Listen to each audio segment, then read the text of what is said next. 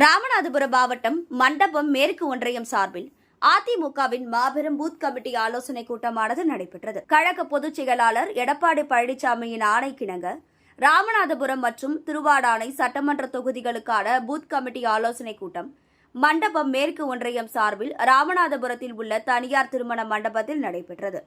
இதில் மண்டபம் மேற்கு ஒன்றிய செயலாளர் மருதபாண்டியன் ஏற்பாட்டில் மாவட்ட கழக செயலாளர் முனியசாமி, கழக அமைப்பு செயலாளர்கள், முன்னாள் நாடாளுமன்ற உறுப்பினர் அன்வர் ராஜா மற்றும் பரமசிவன் ஆகியோர் தலைமையில் நடைபெற்றது. இந்த ஆலோசனைக் கூட்டத்தில் மாவட்ட, ஒன்றிய, நகர கழக நிர்வாகிகள், தொண்டர்கள் மற்றும் மகளிர் அணியினர் ஏராளமானோர் கலந்து கொண்டனர்.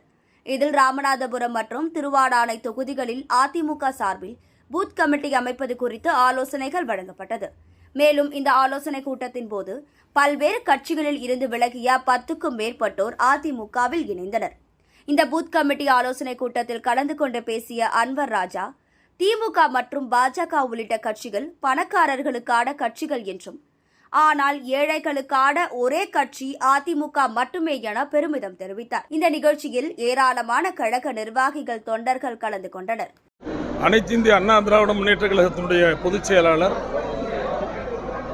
அன்பிற்குரிய தலைவர் அண்ணன் எடப்பாடியார் அவர்களுடைய ஆலோசனையின் பேரில் ராமநாதபுரம் மாவட்டத்திற்கு நம்முடைய கழகத்தினுடைய அமைப்பு செயலாளர் அன்பிற்குரிய சகோதரர் சுதா பரமசிவம் அவர்கள் நியமிக்கப்பட்டு இங்கு 1371 பூத்துகளினுடைய பூத் கமிட்டி அமைக்கின்ற பணி இன்றோடு நிறைவு பெறுகிறது. இந்த பணியில் மாவட்ட கழக செயலாளர் அன்பிற்குரிய சகோதரர் எம்.ஏ. முனியசாமி, அவரை சார்ந்த நம்முடைய கழகத்தின் நிர்வாகிகள் அனைவரும் கலந்து கொண்டு மிகச் சிறப்பாக இந்த பணியை செய்திருக்கிறார்கள். ஒன்றிய கழகத்தினுடைய செயலாளர் அன்பிற்குரிய சகோதரர் ஆர்ஜி மருதபாண்டியன் அவர்கள் மிகச் சிறப்பாக இந்த ஏற்பாட்டை செய்திருக்கிறார். அண்ணா திராவிட முன்னேற்ற கழகத்தினுடைய வாக்குகளெல்லாம் சிதறாமல் வாக்குப்பதிவு நடக்க வேண்டும் என்பதுதான் இந்த பூத் கமிட்டியினுடைய நோக்கம். இந்த நோக்கம் குறித்து புரட்சி நம்முடைய கழகத்தினுடைய பொதுச் செயலாளர்கள் ஏற்கனவே எங்களிடம் தெரிவித்திருக்கிறார்கள். அவருடைய தலைமையில் கட்சி மிகப்பெரிய உயரத்திற்கு சென்றிருக்கிறது. அவர் பொதுச் செயலாளரா, இவர் பொதுச் செயலாளரா என்கிற பிரச்சனைகள் எல்லாம் மாறி அண்ணன் பழனிசாமி அவர்கள்தான் பொதுச் செயலாளர் என்று பொதுக்குழுவும், அண்ணன் பழனிசாமி அவர்கள்தான் பொதுச் செயலாளர் என்று இந்திய தேர்தல் ஆணையமும், எங்களுடைய பொதுச் செயலாளர் அண்ணன் பழனிசாமி அவர்கள்தான் கட்சியினுடைய ஒரே தலைவர் என்று நம்முடைய சுப்ரீம் கோர்ட்டும் தீர்ப்பு சொன்னதற்கு பிறகு எதிர்த்து நின்றவர்களெல்லாம் அதிமுக கரை போட்ட வேட்டியே கட்ட முடியாது என்கிற சூழ்நிலை உருவானதற்கு பின்பு இந்த பூத் கமிட்டி கூட்டம் இப்போது நடைபெறுவது மிகப்பெரிய எழுச்சியை நமக்கு தந்திருக்கிறது.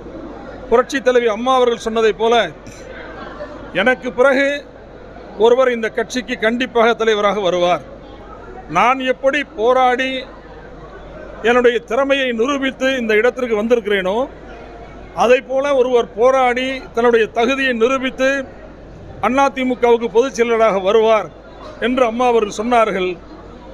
அதைத்தான் நம்முடைய அண்ணன் எடப்பாடி பழனிசாமி அவர்கள் தன்னுடைய திறமையை நிரூபித்து இந்த இடத்திற்கு பொதுச் செயலராக வந்திருக்கிறார். அவருடைய தலைமையில் கட்சி மிகப்பெரிய உயரத்திற்கு சென்று கொண்டிருக்கிறது என்பதற்கு இந்த கூட்டம் மிகப்பெரிய சாட்சியாக அமைந்திருக்கிறது. இப்போது பூத் கமிட்டிகள் எல்லாம் அமைக்கின்ற இந்த பணி நடைபெறுகிற போது, கிராமங்களில் நாங்கள் போய் பார்க்கிற போது மிகப்பெரிய எழுச்சி அண்ணா திராவிட முன்னேற்ற கழகத்தின் பக்கம் இருக்கிறது.